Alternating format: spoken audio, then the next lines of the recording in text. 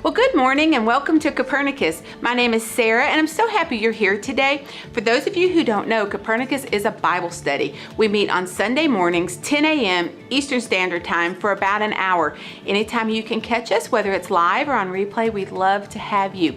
We focus on two specific things here. One is to help you read and understand your Bible. The other is to introduce you to Jesus of the Bible. Not Facebook Jesus, not bumper sticker Jesus, but what the Bible has to say about Jesus. So anytime you can be here, we'd love to have you. Sit back, relax, and we're going to turn it over to Tim. Well, good morning. Thank you, Sarah. Welcome back to Copernicus. And we are on our third week of our study of the book of Ecclesiastes, Hug and Smoke. And so far, wow, right? I mean, it's a strange book because it compares our lives and the activities that we occupy those brief lives with on the earth as something like a vapor. It has substance, you can see it, it's real, but the minute you try to grab a hold of it, you get nothing.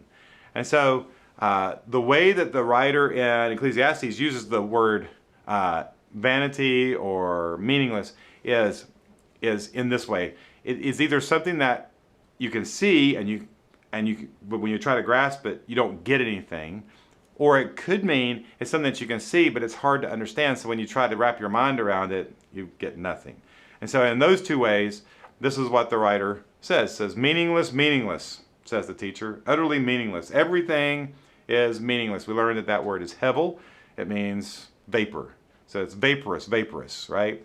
And so that's the way the book begins. And the way the book is designed is to make us ask why. The author assumes, obviously, that life either has a meaning or it doesn't have any meaning. And if it has a meaning, then life should go a certain way. Good things should happen to good people, bad things should happen to bad people. But it often doesn't go that way. So if it doesn't go the way it should go, if it has meaning, then maybe it doesn't have any meaning at all, and maybe nothing I do actually matters. And so this is the thinking. He's working through this thought process. And so he says, let's see if there's any way I can find meaning in this brief, vaporous life. And so what he does is he looks at several different scenarios and tries to discover if any of these give him any substance, give him any reason to live. And so he determines that in many of them, it's like chasing after the wind. They may be good, they may have substance, but in the end, you can't hold on to them. They disappear like your life. So today, the teacher's going to look at religion.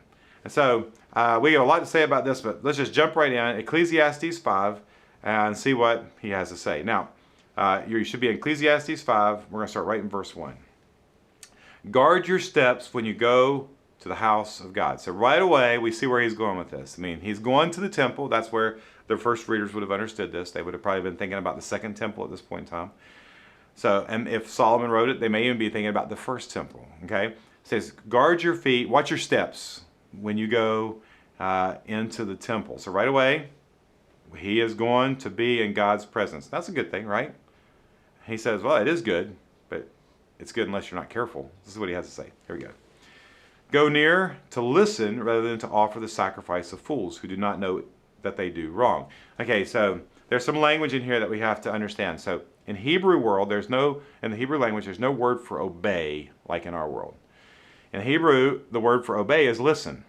So if you think about this like a child, when you say to a child, listen to me, you don't want him just to hear your words, do you? You want him to hear your words and obey them. Are you following along? That makes sense? So you want him to hear your words and to obey them.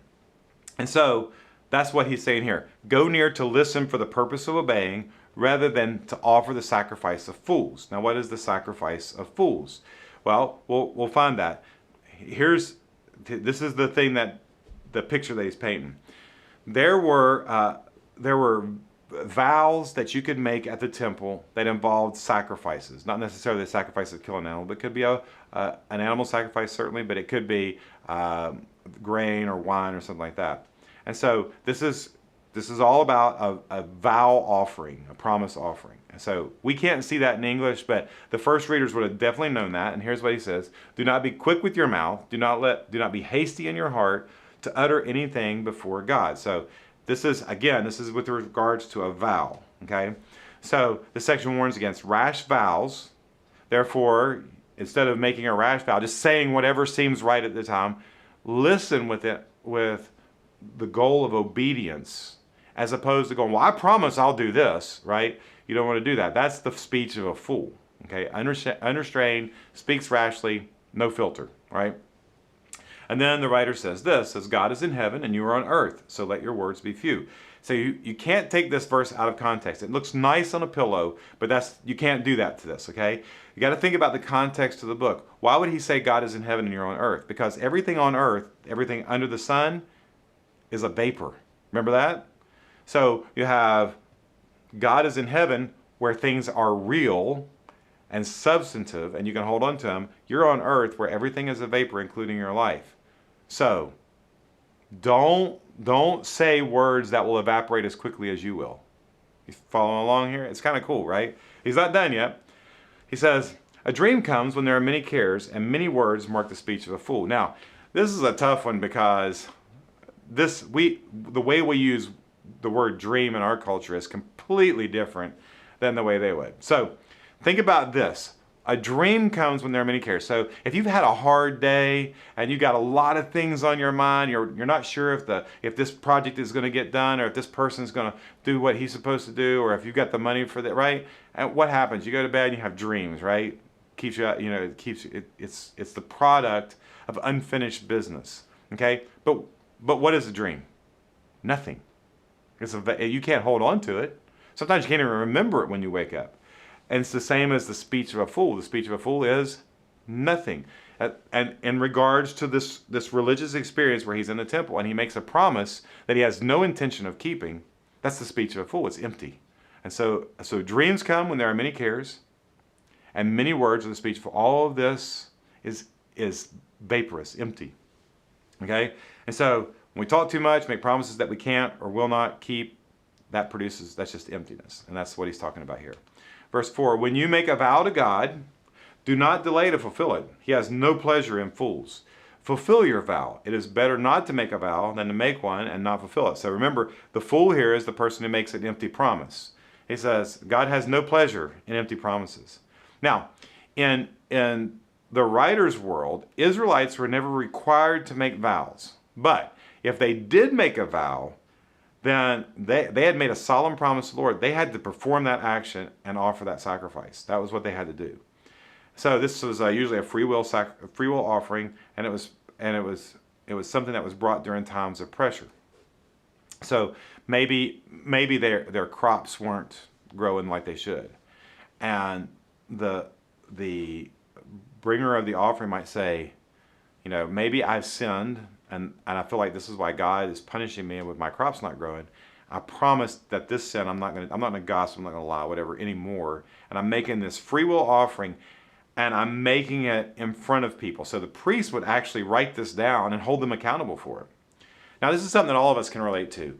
If you've ever sat at the bed of someone in your family who's dying or who's very sick, have you ever made a promise to God? Like, if you just make them well, I will wear blue on Thursdays or whatever it is, right? Or I'll go to church, or I'll start reading my Bible. You ever broke that promise? Right? But the promise is not a bad thing. It's only bad if it's empty. Okay? If it's empty, that's the fool's language. Okay? So making a promise to God is not a bad thing. All right. It says, do not let your mouth lead you into sin, and do not protest to the temple messenger, my vow is a mistake. So don't come back to the priest and he says, hey, have you kept your vow? And you go, you know what? I was under a lot of pressure that day. I said some things I didn't mean. That is not good. Okay. It's the rash vow. Doesn't matter how it's made. It's a rash vow. Now the foolish worshiper is like, oh, that was a mistake. This is all happening in the religious arena. And what he is talking about is something that we all understand. We'll talk about that in a second. Here he goes. Why should God be angry at you when you say at what you say and destroy the work of your hands? You can't blame God for what you promise God. You can't blame him for that. Don't put God in that position. Then he says this. He says, much dreaming and many words are meaningless. Therefore, fear God. So what kind of dreaming and what kind of words, right? Empty ones. Dreaming is empty. Foolish words are meaningless. So don't rely on dreaming and foolish words. Instead, fear God. So here's where we're at. Religion is not bad, especially the religion that God invented. I mean, it's his idea for sacrifices and the temple and the whole business. So that's not bad. But many of us just show up at church on Sunday morning so everybody can see that we were there. That has no substance. That is foolish and vain, according to the teacher. Some of us are like, we go to church so we can hear somebody tell us how we can get the stuff that we've been dreaming about. The writer says that's foolish and vain. I'm like the TV over. That's foolish and vain. Don't do that. That's hevel. There's nothing there to hold on to. What should you do? Fear God. Honor, respect, and most of all, in the context, what? Obey God. So, that's religion. Now he's going to talk about wealth. Now, I'm just going to go ahead and tell you, we just need to stop here for a second to talk about this. A lot of people get upset when a preacher, teacher, or a Bible person, a religious person, starts talking about money. And so, there's all kinds of people who think that preachers and ministers only talk about money so they can get rich or whatever. And there's probably some truth to some of that. But that is not true of all preachers. That is not true of all teachers. Now, the truth is, it's a little hypocritical to say that about a preacher. That is his job. You go to work, you expect a paycheck, and you ask for a raise. You're no different than a preacher talking about money, if that's all he's talking about it for, which is to get money. But the reason most preachers and teachers of the Bible talk about money is because the Bible talks a lot about money. And we're going to see, this is a very lengthy piece, and we're going to see what the teacher has to say about money. So let's keep reading Ecclesiastes 5, verse 8. If you see the poor oppressed in a district, and justice and rights denied, do not be surprised at such things. For one official is eyed by a higher one, and over them both are other higher still. Okay, so the first thing we need to know is that this word oppressed is not the best word. Sometimes it's hard to know why interpreters interpret the way they do. It should be extorted. Okay, it's still a kind of oppression, so it's not the worst translation ever. But the idea here is you see people who are extorting the people below them, who are extorting the people below them, who are extorting the people below them, all for selfish gain. And he says, the increase of the land is taken by all. The king himself profits from the field. So there is nothing necessarily bad about getting paid a wage, but when it's abused, right? And that's what he says. It says, whoever loves money never has enough. Whoever loves wealth is never satisfied with their income. This too is meaningless. And actually, you could read this first sentence, whoever loves money never has enough money. There's never enough. You know people like this. And he says, that doesn't even make sense. That's meaningless. You would think at some point in time you would get enough money, you'd be like, okay, now I have enough. But that never happens, right? And so this is meaningless. This is hevel. As goods increase, so do those who consume them. And what benefit are they to the owners except to feast their eyes on them? So here's what he says, and you know this. You ever seen somebody who wins the lottery and all of a sudden all of his friends and family come out of the woodwork to get some of his money, right? So when the more you have, the more people who want to be your friends, the more family suddenly wants to be in your good graces, right? And what benefit is all this stuff anyway? To the people who, all you can do is look at them. You can't take it with you, right? Not in the end. And then he says, the sleep of the laborer is sweet, whether they eat little or much. But as for the rich, their abundance permits them no sleep. So people who work hard sleep well because they're tired. Rich people don't sleep at all because they're worried about losing their stuff. So verse 13 says, I have seen a grievous evil under the sun, wealth hoarded to the harm of its owners. And so this is while people on earth, and remember that's what the under the sun means, while people on earth, while they're living, they get everything. They just get. And in the end, they have nothing. They have all of it ruins them. And you know people like this too. The more stuff they get, the meaner they are, right? And that's what happens sometimes. Or wealth lost through some misfortune, so that when they have children, there's nothing left for them to inherit. So on the other hand, you have people who got a lot of stuff. They're going to leave it to their children, but some catastrophe comes along and they lose it all. They make a bad business decision. I have a relative who was a millionaire twice, lost it all, twice, on a bad business decision. So at the end, there's nothing in his hand for him to hand to his family. It says, everyone comes naked from their mother's womb, and as everyone comes, so they depart. They take nothing from their toil that they can carry in their hands. But the example that we just had, where you have a guy who loses everything, a guy who has everything, these aren't abnormal situations. Actually, in the end, you leave the same way you came in, naked and broke, because you can't take anything with you. And when he says this is this terrible thing, right? He said, but this is what we all understand this. At the end, nobody takes anything from their toil with them, which in his world was really interesting, because pharaohs and kings were often buried with their treasure and with people to manage their treasure. It was crazy. And he says, no, we know better. It's all hevel. And he says, this too is a grievous evil. As everyone comes, so they depart. And what do they gain? Since they toil for the wind. They're chasing after things that are hevel. You say, well, my money is not hevel. Yeah, it is. It can go away as fast as it comes. My stuff is not hevel. Yeah, it can. It can burn down tonight. It's all hevel. You can, it's real, it's substantive, it's important. Some of it's good, some of it's bad. But in the end, it's all gone. That you leave the way you came with nothing. Verse 17, all their days they eat in darkness with great frustration, affliction, and anger. The wealthy person was miserable their whole life because they knew it wouldn't last. They're trying to figure out ways to take it with them. And consequently, or not to lose it all at least, they're angry and frustrated with the whole business all their life. Oh, they experience some pleasure, some joy, but it's always been with the backdrop of, I got to keep my stuff, I got to keep making some more money, I got to do some more, got to get. This is the person, people, I'm clumsy today. You know people like this. They're always angry about money. They're stingy.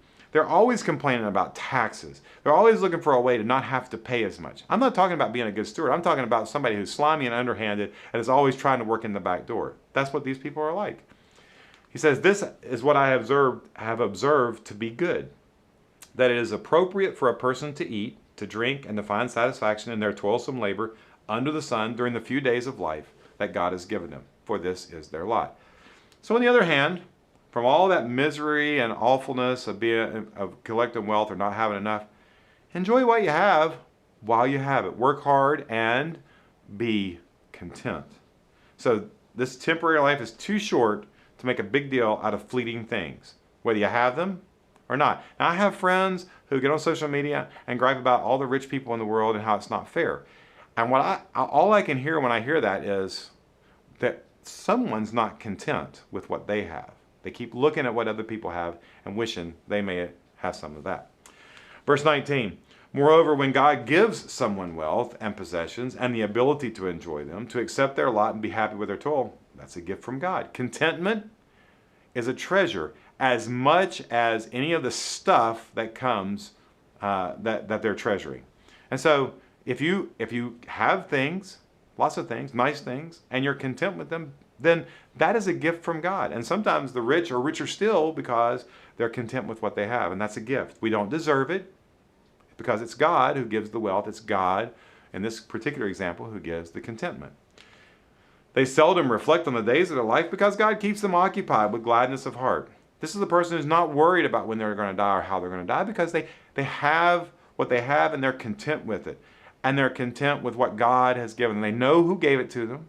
I worked hard for it, sure, but it was God who gave it to me.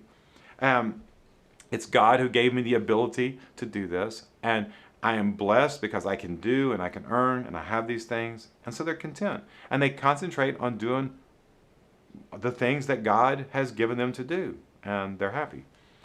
I've seen another evil under the sun, and it weighs heavily on mankind. So at first it looks like that whatever he's seen that's evil is a heavy burden for men to bear, and some of that may be true, but it's that it's common to men. All men carry this weight, not just some. And here's what the burden is. God gives some people wealth, possessions, and honor so that they lack nothing their hearts desire. But God does not grant them the ability to enjoy them, and strangers enjoy them instead. So this is a weird passage. Remember, what he's trying to do is find out how things work, how they should work, and do they work that way. And he says, look, there's some weird things. Have you ever met somebody who has great wealth and they're not content with it? that's a strange thing, right? Because you would think if I had what they had, I would be content with it, right? You've said that before. If I had that car, if I had that house, if I had that much money. But God gives some people wealth, and He doesn't give them the ability to be content with it. And that's a lesson for us. All right? That's what the writer thinks. It's a lesson for us. And he says, and strangers enjoy them instead. Now, a stranger here is just somebody that's not that person. It could be a family member or somebody else.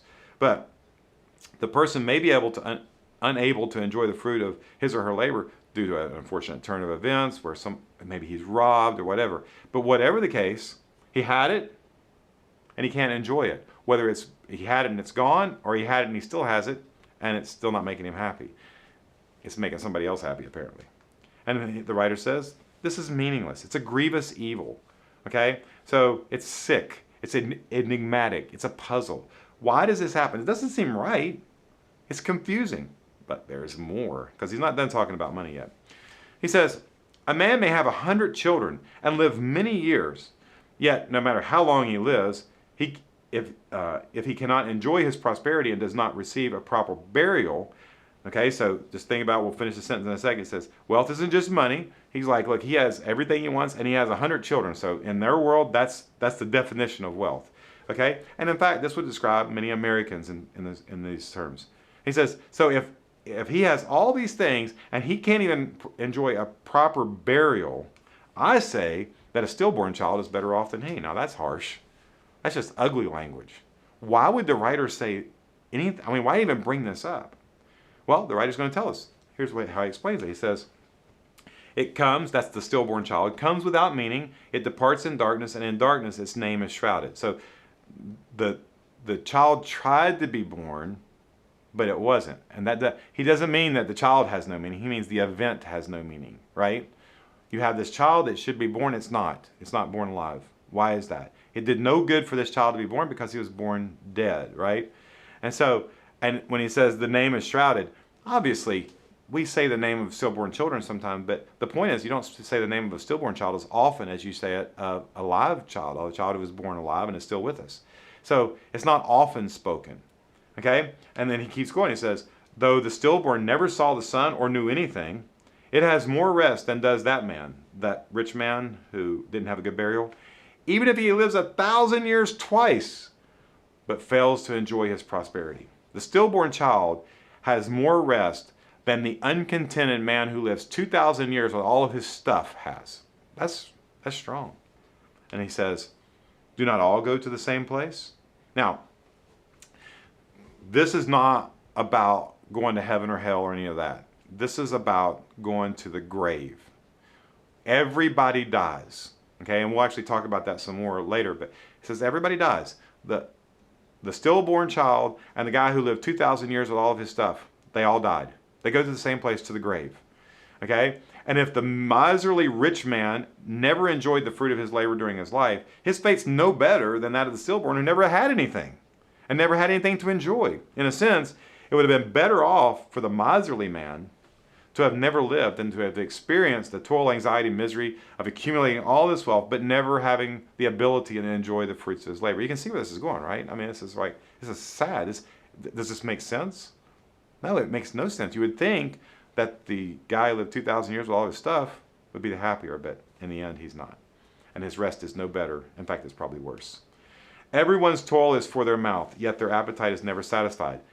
You may think, well, that's not true about me. Yes, it is. Did you have breakfast? Are you going to have lunch? Are you going to have dinner? Did you eat once today? Will you eat tomorrow? We toil for our mouth because even though I ate today, I'm going to be hungry tomorrow. In fact, I'm going to be hungry when I'm done talking, right? So, I mean, we always eat and we always need it again, right? What advantage have the wise over fools? What do the poor gain by knowing how to conduct themselves before others? So, what advantage does the wise man have over a fool? The wise man has absolutely no advantage over the fool, in the sense that they both will share the same fate. Now, how do we tell the difference in this context between the wise and the fool when it comes to wealth? Glad you asked. Let's keep reading. Here we go. Better what the eye sees than the roving of the appetite. This too is meaningless, a chasing after the wind. He says, it's better to be content with what you see, what you have, than to always crave more by looking around at what everybody else has. This whole business of always consuming and never being satisfied, this whole business of continual longing is emptiness. It's a chasing after the wind, because I'm going to run after the things that I think will make me happy, the things that will satisfy me, and when I get to them, nothing. It's terrible. Whatever exists has already been named, and what humanity is has been known. No one can contend with someone who is stronger. This is a weird verse, but he's saying, look, everything that exists has a name, because in their world, God made everything that exists and he named it. Okay? So, and no human can contend with God, because he's a vapor and God's not. And so no human can go, this is what I'm here for. This is my purpose and my fate in life, because he's not here long enough to know. And he can't say, well, I'm going to find purpose in all this other stuff, because that other stuff is just as vaporous as he is. And so a vapor can't go to the reality and go, this is who I am, and this is what I'm going to be, and this is how I'm going to conduct my life. He can't contend with God. God is stronger, because he's real, and I'm a vapor, right? It says, the more words, the less meaning. And how does that profit anyone? So he goes one more step, and we have this. Saying something doesn't make it true. I can say that I have a red car all day long. I do not have a red car. I have a blue truck. So I can say whatever I want. I can convince people that I believe it's true. But all you have to do is look out the window, and you can see what's true. All the saying of things doesn't make them true. So just talking about stuff doesn't necessarily provide any real benefit. Okay? So saying, I'm going to get this, I'm going to have that, I'm going to make my 5-year plan, and this is what that's all fine. But the more you talk about your stuff, the more you're going to recognize that it's not going to last, and you're going to need some more. It says, for who knows what is good for a person in life during the few and meaningless days they pass through like a shadow. No one look, people will tell you need to find your purpose and all that stuff, and the teacher says, really? What good will that do you? You're only going to be here for a minute. What's the purpose of a vapor? Right? Finding your purpose, he says that's meaningless. Now, you may find that very uncomfortable, but your days are a shadow. They're a thing you can see, but you can't grab. So the question is, with all this finding of purpose, can you really? No. And if you could, would it satisfy you? Also no, right? He says, who can tell them what will happen under the sun after they're gone? Here's why. Because all of the meaning that you muster on your own, all the stuff that you grab to give yourself identity right here, after a while, nobody's going to remember that. And so it will be meaningless. It'll be a vapor. It's gone. And if they do remember us, or our achievements, or our contributions, it won't be for long. They eventually won't. So, the teacher has explored both religion and wealth, and they both have their merits. There's nothing wrong with being rich, and there's nothing wrong with being religious. But in the end, are you going to be able to find lasting meaning there? No. They're chasing after the wind. You can run. You can look good in front of all these people. I'm religious. But in the end, that's hevel. It's chasing after the wind. You're running. And at the end, you have nothing. I'm just going to tell you, just personally, this is just me and you talking. I find this to be the case because I've been religious all my life, from embryonic stages, okay? I was conceived in a religious family, and I was raised in a religious family, and I've been the head of a religious family. I mean, I've done it all. And I'm going to tell you, I grew up very, very poor. I have had lots of money and no money. I'm sort of in between right now, right? But I've had both. And I'm just going to tell you, all of these things, as a personal experience, I find my experience to be very much in line with what I read in Ecclesiastes. So, how does this book make you feel? It's a little confusing, isn't it? You're like, this is in the Bible? I mean, this doesn't sound like, you would think he would say religion, yes, wealth, no, right? But he doesn't say that. He says all of it is vaporous. And he's gone through all these things, nature, wisdom, pleasure, time, all these things, and they're all just like gone. Before you can grab a hold of it, it's like gone. So if all this is vapor and nothing I do will be remembered, what's the point? And that is actually the right question. And next week, the writer is going to look at morality. Does morality have something to offer more than these other things? And he's going to spend a very long time on it. And we're going to wrap it up next week when he does that. In the meantime, I don't know if this book does for you what it does for me, because it's a hard book and it's kind of a weird book and it's a confusing book. You get one place and he goes, "Yep, that's all vapor," and you go somewhere else, and, "Yep, that's all vapor." But in a way, this book brings me a little bit of comfort to know that these are the kinds of questions that rattle around in my head all the time. Like, what am I here for? Why am I bothering to be a good person, or to be a religious person, or to be a poor or a rich person, or make money or not make money? What is the point? And so I'm glad that there is at least one book in the Bible that kind of reflects some of the confusion and some of the struggle that I have felt during my life about some of these same questions, about the why are we here? Okay? So maybe you find yourself wondering the same thing as me. What is this all about? So next week, we're going to discover what the teacher has to say about morality, and we're going to learn the conclusion of all his musings. And I think we're both going to benefit from that. So you definitely want to be here for that next week. Let me pray with you, okay? Well, Father, we are grateful for your love and for this book. It's a little confusing, and sometimes it makes us a little frustrated because all the things that we work for and all the things that we try to use to identify ourselves just seem like they're vapors. They're gone, gone. And it makes us wonder, where can we find purpose and meaning, and how do we make sense out of this short life? And so as we think about that this week and it rolls around in our head and troubles us a little bit, help it to tenderize our hearts and to make us more open to the gift that you give us through Jesus. And it's in Jesus' name that we pray.